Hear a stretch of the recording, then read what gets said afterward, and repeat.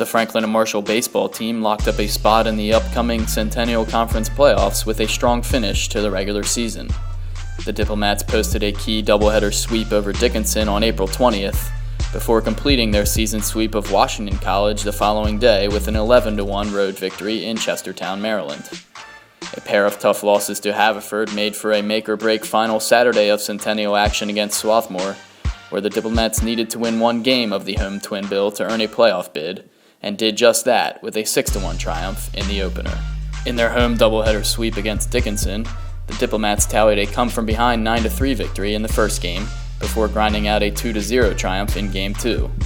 Trailing 3-0 heading into the bottom of the fifth in Game 1, F&M rallied with a 2-run fifth and a 3-run sixth to take the lead for good. Kevin Shields and Matt Mazansky led the Diplomats at the plate with 2 RBIs apiece, while starter Brendan DeMond fanned a season-high 10 batters in 8 innings to earn the win.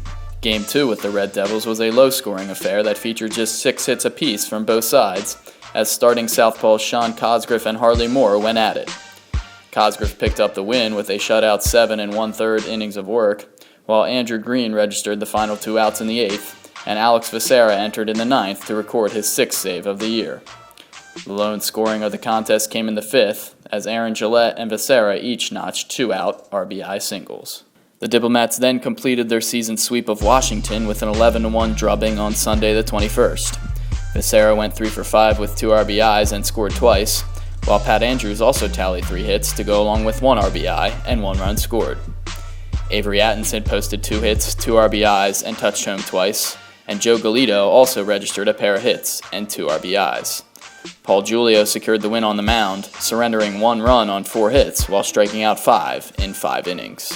F&M controlled its own destiny entering the final week of CC play, but a pair of tight losses to Haverford by scores of 4-3 and 3-1 during the week created a must-win situation against Swarthmore last Saturday.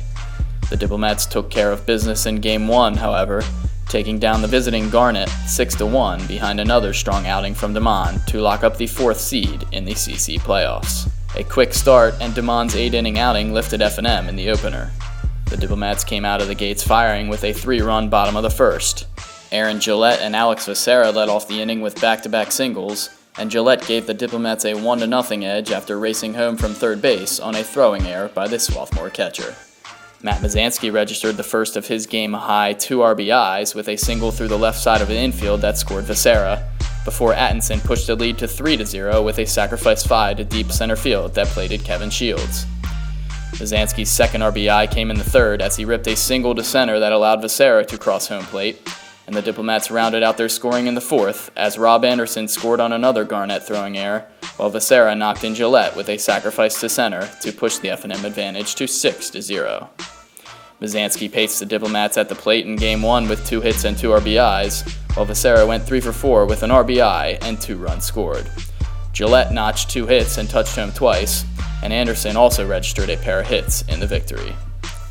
The Diplomats fell behind big early in Game 2 and chipped away at the lead throughout, but were unable to complete the comeback bid, falling 13-10 to conclude the CC regular season with a conference mark of 11-7. The 4th-seeded Diplomats open up the double-elimination CC tournament this Friday at top-seeded Johns Hopkins. First pitch is set for 3:30 p.m.